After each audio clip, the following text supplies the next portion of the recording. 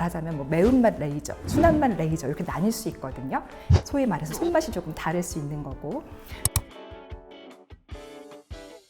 안녕하세요. 피부과 전문의 최혜진입니다.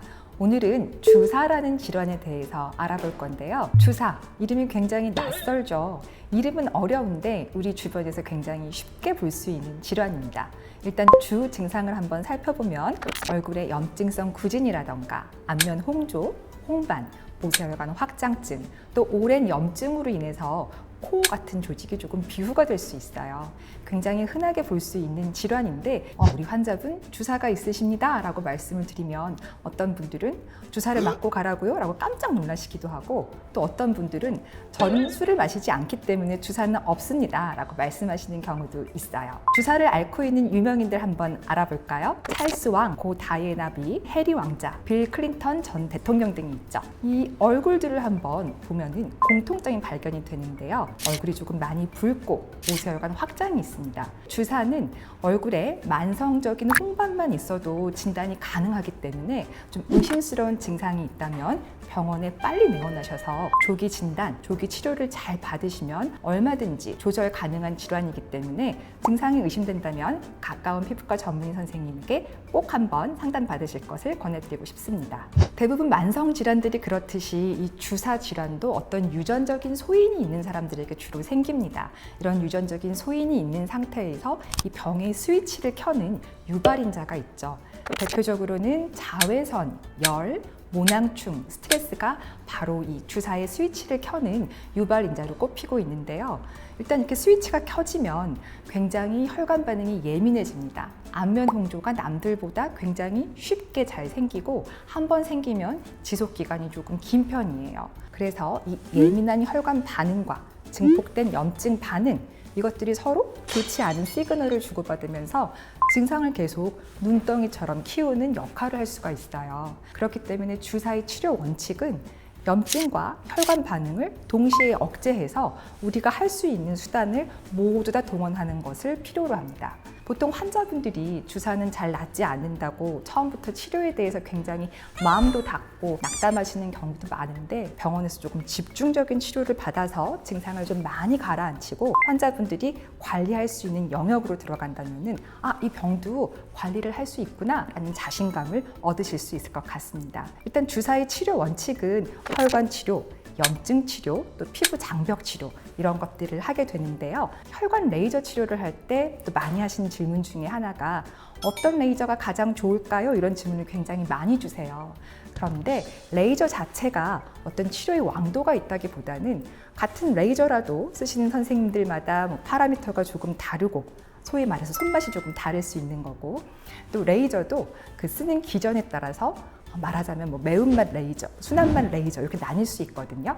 두 번째로 염증을 억제하기 위해서 우리는 약제를 쓰는데요. 대표적으로 록시사이클린, 미노사이클린 같은 테트라사이클린계 항생제를 많이 씁니다. 하지만 의사로서 항생제를 오래 처방하는 것도 딜레마인 것이, 장기간 항생제를 복용하게 하면은 위장관계 불편함도 생기고 항생제 내성도 생길 수가 있어요. 그래서 될 수 있으면 항생제 복용 기간을 단축시키기 위해서 같이 하는 것이 레이저 치료라든가, 또 바르는 약 중에 이버맥틴이라고 해서 수란트라라고 부르는 연고가 있거든요.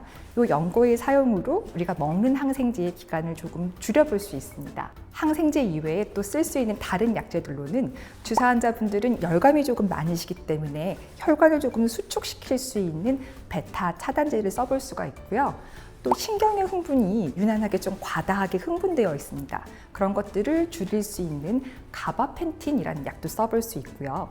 가려움증이 굉장히 심해서 하루 종일 조금 손을 대시는 경우도 많은데, 이런 가려움증을 줄이기 위해서 항히스타민제도 써볼 수 있어요. 주사의 발생 기전은 환자마다 굉장히 다양하기 때문에 가지고 있는 증상에 따라서 우리가 다양한 약제를 이렇게 써볼 수 있는 것이죠. 세 번째로 할 수 있는 치료는 주사 환자의 피부 장벽이 약한 경우가 많아서 피부 장벽을 조금 튼튼하게 할 수 있는 초음파 치료 치료들을 많이 할 수 있습니다. 또 이러한 병원에서의 치료 이외에도 일상생활에서 악화시키는 요인들이 많기 때문에 우리 주사 환자분들은 조금 일상생활에서 피해야 되는 것들이 조금 많습니다. 먼저 자외선. 자외선은 일단 자외선이 많은 시간대의 외출은 피하시는 게 좋아요.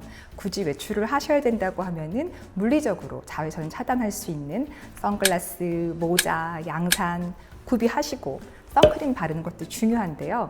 사실 주사 환자분들의 얼굴에 염증이 조금 많은 경우가 많아서 선크림이 늘 필수는 아니고 피부 상태에 따라서 선크림을 바를 수도 있고 바르지 못할 정도로 염증이 심한 경우에는 제가 앞서 말씀드린 이런 물리적인 보호 장구를 하시는 것도 좋을 것 같습니다.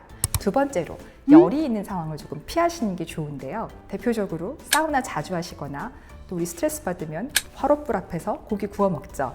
이런 상황들을 조금 피하시는 게 좋아요. 세 번째로 주사를 악화시킬 수 있는 음식들이 있어요. 대표적으로 술은 기본적으로 면역 반응을 조금 저하시키고 혈관도 늘어나게 하기 때문에 주사 환자들은 자주 안 드시는 게 좋습니다. 간혹 카페인이 들어있는 기호식품, 차나 커피를 물어보시는데 사실 카페인은 큰 영향이 없고 온도가 더 중요하기 때문에 차가운 아메리카노 드시면 되는 거여서 카페인이 들어가 있는 기호식품 중에서 티나 커피는 특별히 제한할 필요가 없습니다. 음식 중에서는 또 맵고 자극적인 그런 향신료가 들어가 있는 음식은 조금 피해 주시는 게 좋을 것 같고요.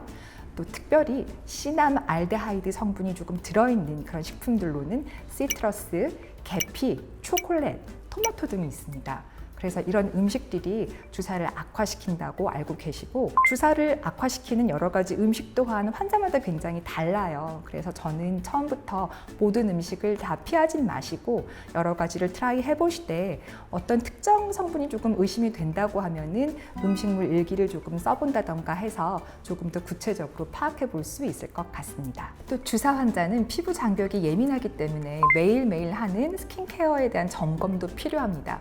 피부가 굉장히 가렵고 따갑고 이런 증상이 있을 때는 화장품 다이어트를 하시고 될 수 있는 한 순한 보습제 정도는 발라주시는 게 좋아요.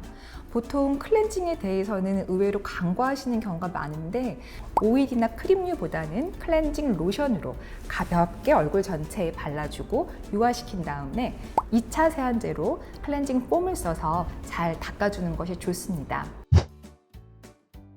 오늘은 주사 피부염이 어떤 질환이고 원인과 치료에 대해서 간단하게 알아보았는데요. 다음 영상에서는 좀 더 세부적으로 말씀드릴 수 있는 기회가 있었으면 좋겠습니다. 치료에 대해서 너무 낙담하지 마시고 얼마든지 이겨낼 수 있고 관리될 수 있는 질환이기 때문에 피부과 전문의 선생님과의 상담을 꼭 한번 추천드립니다. 오늘 영상이 도움이 되셨다면 구독과 좋아요 부탁드리겠습니다. 네, 감사합니다. 다시 할게요, 마지막. 네.